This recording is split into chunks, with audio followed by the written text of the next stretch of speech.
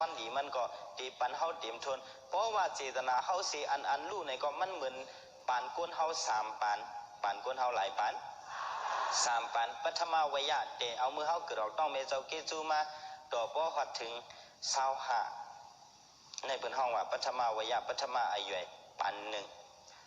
เพราะว่าเจตนาไม้หนึ่งรู้ในเฮาเกิดมาก็มาญาติคนมาคนมีกำสื่อว่าเนี่ยจองแค่มาเพราะเจตนารู้จองได้ญาติคนมีญาก็ไม่เจตนาไม้2เฮาก็รู้ในเกิดญาติคนมาคนมียาวถึงว่า25ขึ้นเหนือกว่าคู่ของอุจจาเฮานี่อำยุบอำย่อมขึ้นเฮ็ดก็เฮ็ดง่ายก้าง่ายขายสุนขึ้นเติมมักมีมาแท้จองแค่มาแค่เพราะว่าเจตนาไม้2รูปพวกไหนได้มือเตะเกิดญาติคนมาคนมีอยู่ก็ไม่ถึงว่าเตะหน้าขึ้นตายยังมีโผเป็นหมาเป็นสาวมือกว่าเย้าในกึ่งก้างขึ้นผ่านกว่าในจ่องยำหันนะย้อนเปิดสั่งในพระเป็นเจ้าได้ว่าย้อนเจตนาไม้2รูปจ่องรีปันรูปกันเนี่ยเจตนาไม้1รูปไม้2รูปพวกไหนก็ปานไม้1ก็มันผ่านปานไม้2ก็มันผ่านก็ไม่ปานไม้3มาไม้1เนี่ยเกิดมาต่อบ่ถึง25ไม้2เนี่ยห้ามปานไม้2เนี่ยห้าม25ต่อบ่ถึง50ก็ในปานไม้3เนี่ย50ต่อบ่เสียงขันถาไว้มือในเปิ้นห้องว่าปานไม้3เพราะว่าอัปราเจตนาเฮารู้เนี่ยปานไม้3เนี่ยก็ลูกล่างกลางเตาอันด้วยอะไรก็เปิ้นไปกว่าอยู่ต่างที่ต่างเฮก็ไม่มีเผาด้วยอ่ะเงินคำอันมักมีเจ้านั้นไหนก็ตันมดก็มดตันลูกก็ลูกตันหายก็หายตันเซ็งก็เซ็งมีรถมีกาว่าปันเปิ้นห่อเจ้าห่อมันทำกินเราเมาใหญ่ปัดโตหอยโตของป้อมโตหอยโตของกันหล่อเปิ้นตองเปิ้นตุ่มเปิ้นผ่าเปิ้นเห็นไรสายไรเสมตันพันก็พันกว่าเมียไหนก็จ่องมีห้ามมีก็ในเจตนาไม้3ลูกก็จ่องแคมมาพระเบียนจะว่ามันลองอย่างนะอย่าปีปันเจตนา3อันลู่เพราะเฮาหลู่ด้านปันลู่เพราะไหนก็เงินเฮาเสี่ยงกว่าก็มันติไรอีสังมาพรหลีมันมาติไรอีสังมาก็จองป่องใจไม้1สากีนะยืนวางจะกะปันในเฮาไว้กันไหนก็ไม่ไม้2เจอตื้อกันกูลองว่ะอันเฮาเลยเจอตื้ออยู่นั่นในกองเงินคำเฮาจ่องมดห้ามมดอ่ะมดเฮ็ดถือเลยว่ามดล่ะในเฮามาวนด้วยกีก็โคเฮาจ่องเลยเซ็งเงินย้อนมันน่ะเลยเซ็งเงินย้อนมันน่ะเนื้อก็โคเฮาในมีหังโยกีเขาตบแขนเนอนะบางทีในเฮากว่าถามโยกีเขาเนื้อโคเฮามีหังในเขาถามว่ามีเฮาค่าเนาะ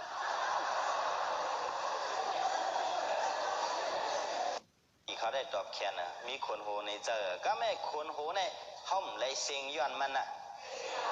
เฮาเคยใส่โหมากว่าซื้อยาใส่โหอองที่เปิ้นขายมันนั่นเฮากว่าย้อนไหลจ่องเปิ้นปันเฮาเพราะเขาไล่ก็ตีไล่เซ็งเงินเนี่ยจ่องจะไล่เซ็งกาใส่มันก้อย5อ่ำกาเพราะคนโหเฮาเขามาในก็อันกัดด้วยจำให้คนโหเขาในเขามาเยาเขาจ้วมน่ะจ่องมีเผาวะเพราะหันคนโหเขาพวกนี้นาสมุงเหงาลงจ้อมมึงกะ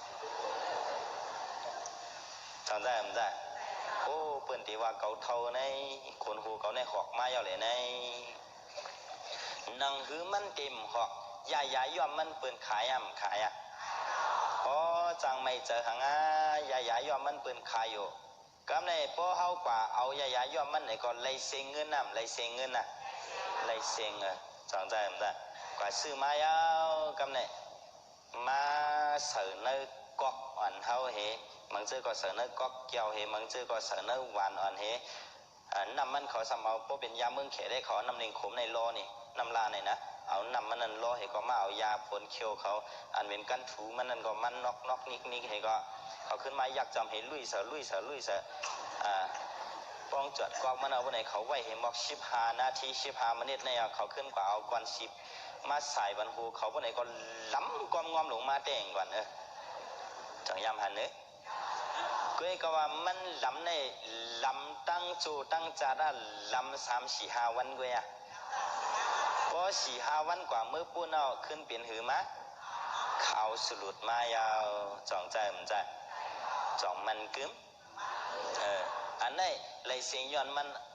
คนหูกล้วยกามาด้วยทางจอมนาจอมตาจ่องเลยเสียงเลยเสียงเลยเสียงจึงเฮล่ะเนี่ยนางยิงกำนำเนี่ยต้องไม่ก็ซื้อกินวะแต่ห้างเคืองเนี่ยนะเขาไว้ลองเยอะเนี่ยวะนางยิงตั้งเจ้าเขากะกันเนี่ยพอเขามาห้างเคืองเนี่ยเขาด้วยจำอันเป็นนางยิงเนี่ยมือกูบอกมันมีแอบขาวมุนตรอมอันนี้จ่องยามหันนะพอเขามาง่างด้วยเนี่ยเป็นช่องผักเห็นเนอมันจะมีแคบมุนตรุมทางอันหนึ่งเขาก็มาเอาแคบอันมุนตรุมนั่นลุยขึ้นน่ะพอลุยขึ้นยาวพวกไหนเขาซ้ำให้สั่งหลานในขึ้นเอาแฮมหน้าเขาขึ้นปั๊บเนี่ยจอมนาจอมแกมจอมกลางจอมการคอหมิ่นหูในเขาปุ๊บปั๊บลงกับปุ๊บจอดตีมันน่ะจ่องยามหันน่ะ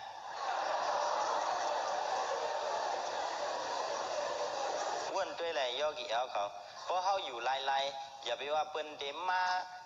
าปั๊บล่ะเปิ้นมันเลียดหน้าผากเขาให้ในจ่องเขาเกียกลงอ๋อนางยิงในใครห่างลีขำปั๊บหน้าเขาขึ้นลงแน่เนี่ย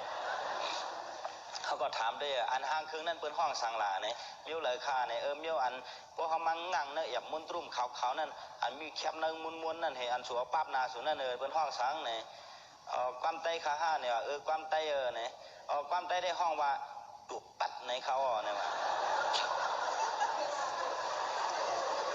มันเลยมาเอาตูบเสือปัดเสือนาเขานั่นน่ะเนาะมันเลยเอาตูบเสือปัดเสือนาเขาเลยห้องว่าตูบปัดเนี่ยว่าเมื่อไหร่ความมันซ้ำห้องว่าคือหลานไหนความมันได้ห้องว่าตูบปัดในเขาเนี่ยอันนี้ก็เลยเสียงกามันน่ะเลยเสียงกามันน่ะเลยเสียง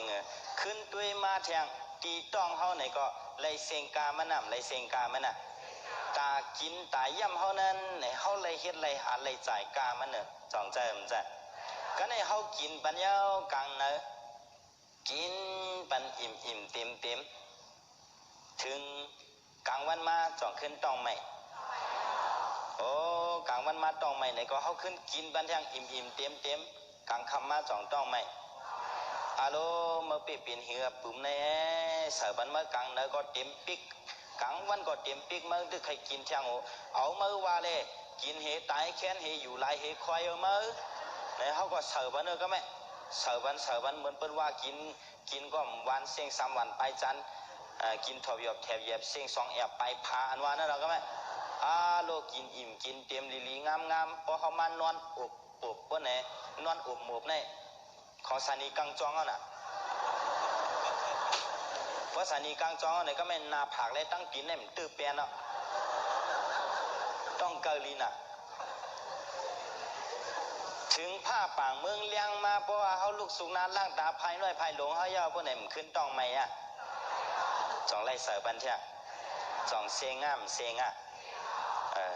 อัมลีเสียงห้าในได้ก็พระเปลี่ยนจำว่ากุยกาอย่าไปเฮี้ยงลืมตูลืมคิงนะว่ะอย่าไปแห้งก็กำนำก้นเขาในลุ่มลาตัวลุ่มลาเจอคู่เหมือได้ก็1 วัน 1 จุ่ม2 จุ่มที่มันจ่องปวดห้ามปวดมังเจอในลุ่มลาตัวไปซ้ำลืมลุ่มลาเจอว่ะลืมลุ่มลาอย่างก็เป็นในพระเบียนจะว่าอย่าไปลืม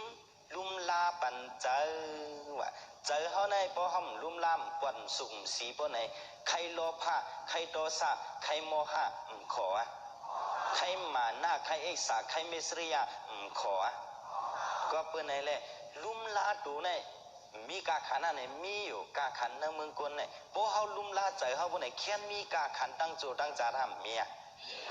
แค่มีกาขันก็เป็นในแหละดีเลยลุ่มลาเจอเขานำในว่าพระเป็นเจ้าว่า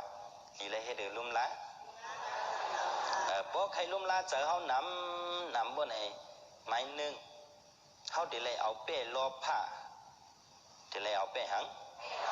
ไม้2เขาดีเลยเอาเป้โทสะไม้3เขาดีเลยเอาเป้โมหะ สองใจผมใจเบิ่งหลวงมันเนี่ยก็หลุไล่เอาเป็ดเจอตั้งคันนั่นน่ะใจหังก็เพราะเขาเอาเป็ดเจอคันอะไรพวกไหนได้